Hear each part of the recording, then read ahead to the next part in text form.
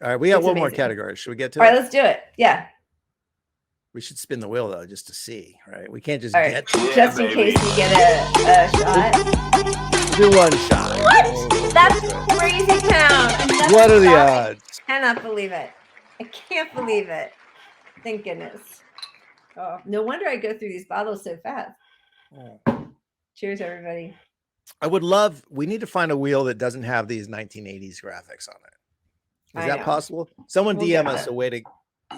We need to reach out. We need to incorporate all the brilliant leftists that can handle this stuff. I know, because I'm just going to be thumbs up, thumbs up. Here. All right. So, all right. So now we're going to spin the wheel. Jesus. Yeah, baby. All right.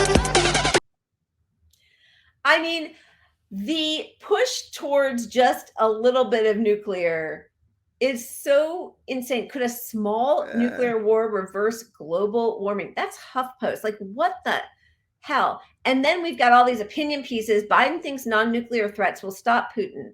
His military doesn't. The United States needs to talk the nuclear talk and not be held back by the fear of having to walk the walk. I mean, they are pushing for a nuclear conflict. It would wipe out 63% of the world's population. Whoa, 37% of the population would survive. That's the important thing. Get those bunkers out, billionaires. Who's gonna make your dinner in your billionaire bunker? Yeah, sorry, go ahead. Well, I mean, the thing is, like, what the public wants and what we're told the public wants are not the same thing. Right. You know, we're told that the public supports this war at all costs because democracy is so important. And that's why you see all these ridiculous accounts on Twitter with John 07765, right, who has a strong opinion about how, you know, he's a Bernie guy, but, you know, you're a and if you push for peace, you're just Putin's puppet. Yeah, Putin puppet. Yeah. Here's a good example of it, because so I actually pulled this to point out something going on, and it's Kyiv Independent. So this is propaganda, but it's Reuters saying most Americans. They say it's Reuters, but when we went and did some research, they could not point to the actual poll. And in fact, the polls that have been published where they do link to the actual raw numbers do not back this up. So to me, this feels like, and I mean, maybe I'm wrong, but right now, the Kyiv Independent, which is a propaganda arm of the Ukrainian government, Ukrainian regime, is citing something that I have not been able to find exists. This poll. Well, I mean, anecdotally, that's what the poll said. It's going to be a split ticket, a little nuclear war, and just no peace at all. Little nuclear war as a treat. Which is, you know, I mean, honestly, the fact that they're getting people, it's just like when they got people with the, you know, with the Ukrainian flags and their handles to publicly push for a no-fly zone, not realizing what that meant. I mean, the truth is, at some point, whenever it is, in a month, in a year, in 10 years, in 100 years, at some point, wars end. And it's how many people do you want to die before then? What are the compromises? But at some point, there will be compromises. There will be negotiations. There will be people who are unhappy with the exact results. But how much death and destruction happens as we move towards that? Well, it's like what we've said from the beginning. I mean, I don't want to speak for you, but like the better Ukraine does. So Ukraine blew up a bridge, terrorist bomber. I mean, maybe it wasn't Ukraine, whatever.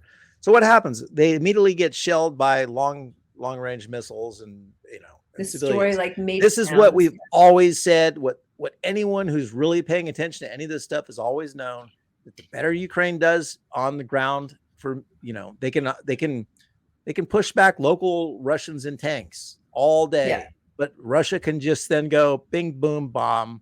And indiscriminately just destroy your whole, And that's what's happening. And that does not mean that I side with Russia on this. It just means that's the reality of what warfare means in that region. So the only outcome is really, I mean, the only anti-imperialist position is, well, we don't belong in that mix. I mean, there's so many layers with NATO and whatever, but you can't say that we're going to back them. They're going to win this war, because they're not going to win this war. Winning this war means that the country could be down to 10,000 people live in the country, but they win the war because they hold the region. But that doesn't do anything for anyone living there.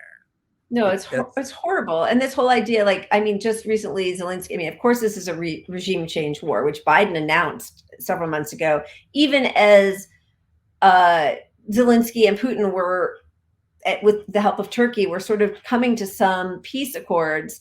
And Biden said, no, it's got to be a regime change. This is a regime change. We can't negotiate with Putin. And now Zelensky is saying the same thing. But like, who do you think is going to replace Putin? Like, who do they think is going to replace him? Do they think it's going to be some peace-loving, I mean, like, and it's crazy. You're not going to replace Putin. You're going to maybe assassinate him or something like that. But you can't. You're not going to. He has too much power. I mean, his elections are fixed over there. It's not bullshit that they're. But how are you going to replace it? You're not going to. It's not going to happen. You're not going to regime change out Putin. No, and the opposition that he listens to are the people who are even more hawkish. And in fact, I think there was a new general he put in charge after the bridge to Crimea was blown up. And that's when, right around that time. And then that's when they started launching these missiles and just destroying, civilian areas in Kyiv. I mean, it's horrific. Yeah. Let's show the video. We have several, but let's show the Vijay Prashad. Is that what you're saying? Yeah. So he just wrote a book with Noam Chomsky and talking about the push for peace. And we had sorry. I was just going to say we had a Noam clip to back this up too, but it was kind of boring because Noam's he's getting old. I'm sorry. I said it, not I did not say it. Do not cancel me. All right. Last year, the calculation was that the world's powers spend $2 trillion, that's with a T, on weapons. The United States by itself spends nearly $1 trillion. If you add the money in the Department of Energy budget for nuclear weapons and so on, $1 trillion, $2 trillion globally. Meanwhile, the total budget for the United Nations is $3 billion. That's with a B. We spend trillions of dollars on weapons and only low billions on peace building. It's extraordinary. I mean, I want more people to know about these numbers. There's a habit of war making. Look, you can't take out Ukraine, lift it out of the earth and put it in Iowa. Ukraine is going to have to live next to Russia. It's going to have to live there. That's where it is. The Ukrainians and the Russians have to come to some kind of agreement. Ukraine has to live next to Russia. But the United States saw Ukraine as a kind of loose nail under which they placed their weapons.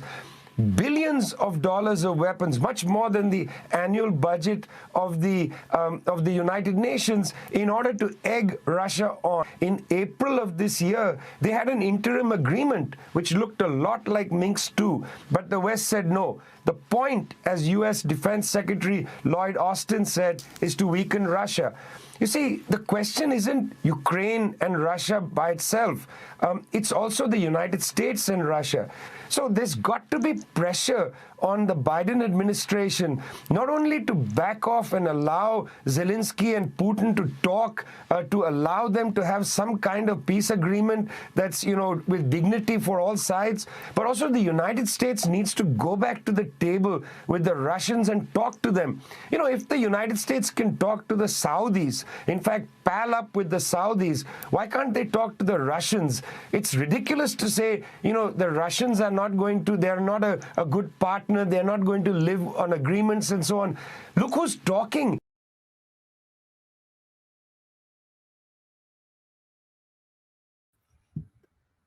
Look who's talking.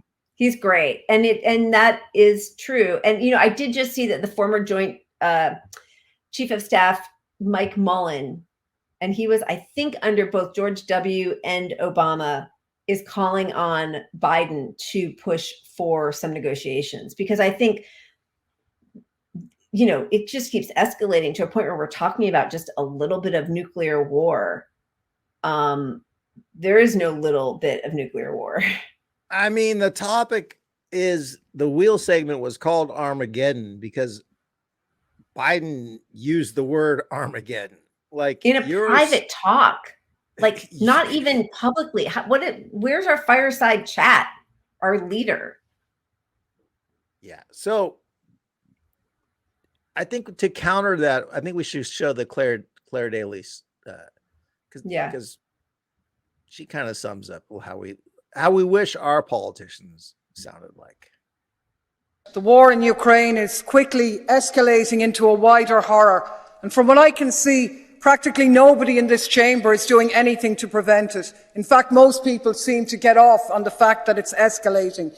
And at this precise moment, of course, as usual, the voices challenging the rush to war are attacked and silenced, smeared as traitors, cronies, Putin puppets, Kremlin stooges, Russian ages. Frankly, it's pathetic.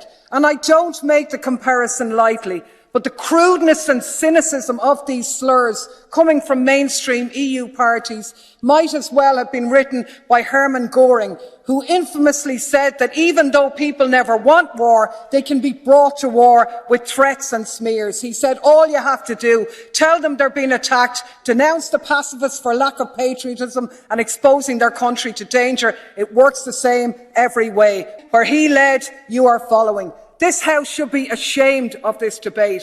Words are being twisted, meaning subverted, and the truth turned on its head. Opposing the horrible madness of war is not anti-European. It's not anti-Ukrainian. It's not pro-Russian. It's common sense. The working class of Europe have nothing to gain from this war and everything to lose. And I find it laughable that those calling for arms to Ukraine never call for arms for the people of Palestine or for the people of Yemen. Unlike you, I oppose all war. I want it stopped. I make no apology for that, and I'm not going to be scapegoated and labelled for it either. God, I love her. Inject her into my veins. She's so great. Why don't we have that in this country? Nobody, none of our leaders talks that way. I mean, Palestine, why aren't these same people held to account immediately by the press for the exact same conditions over in Palestine? Like, this is really about regime change and imperialism. What the fuck? It's pretty obvious connection to draw there. Yeah. And again, like every other issue we ever talk about, it's all intertwined, and the money we spend there is money that we're not spending here on our infrastructure, on our water, on our air, on our schools. And I mean, I know like MMT and we always have money for war, but it's priorities, right? So like, I don't want this war, but like we could also be spending the money on Medicare for all and schools. But it's just very clear where the priorities lie for all of our politicians. I think almost everybody voted for the increased, military spending, more money packages to Ukraine.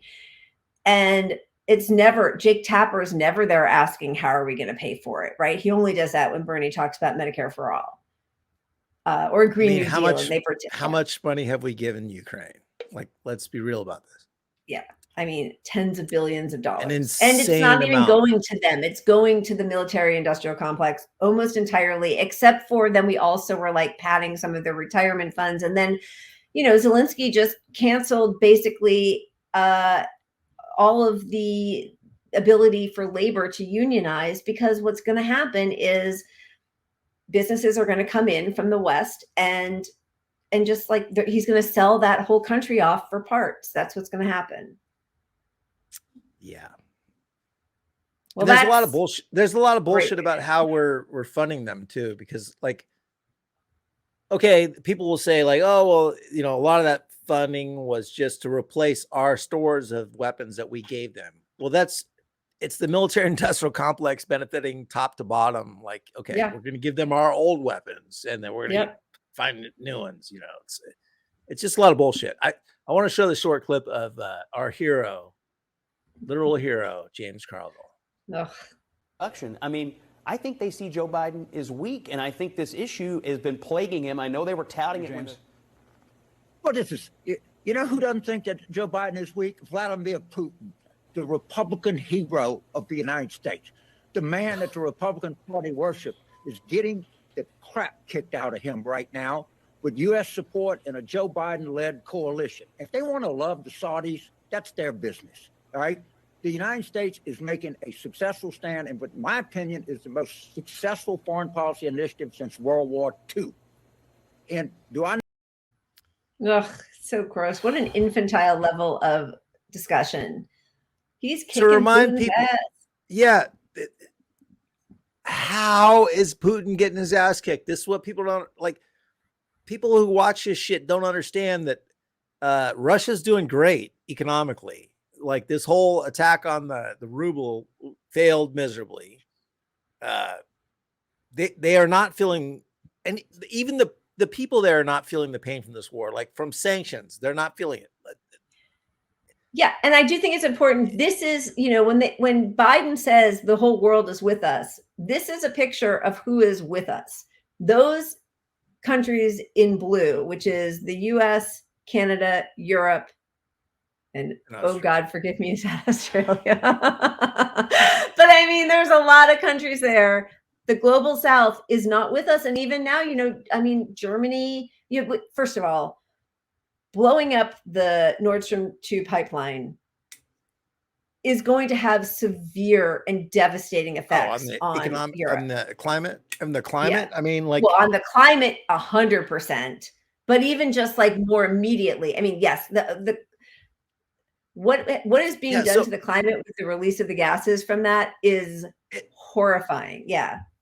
But all this puts us more where. So now, like the Saudis are good, and Russia is bad. I mean, Russia is bad in lots of ways, right. But like the Saudis are not good. Never been good. Yeah. No, it's. We kind of have to wrap up the show, but go. Say your point, and then I'll go to my wrap up kind of spiel. Oh, I can't believe you're going to be I don't have a spiel. The wrap up guy. I like it. I was going to pivot to the video that I had, but let's. Which video? The drones. I love the drones. Oh yeah, no, okay. Let's do that. But I think you should do that, and then we should wrap up after that because that's even more horrifying. And then we should do something nice so that everybody doesn't leave in a sad place.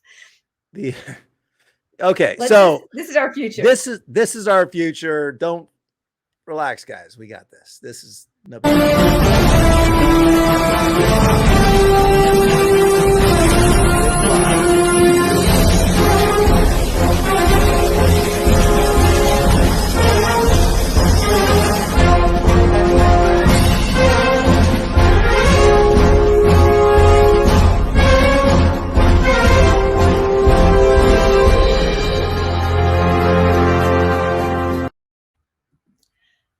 That's not Starship Troopers. That's an actual footage of what is in China. It's China. So I mean, I'm communist friendly. I would call myself a socialist more than a communist, but China's not communist anyway, so it doesn't really matter. But yeah, this is China.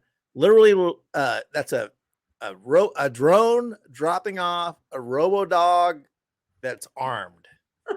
So I think we should all worry a little bit about where all of our leaders are taking us at this point in time.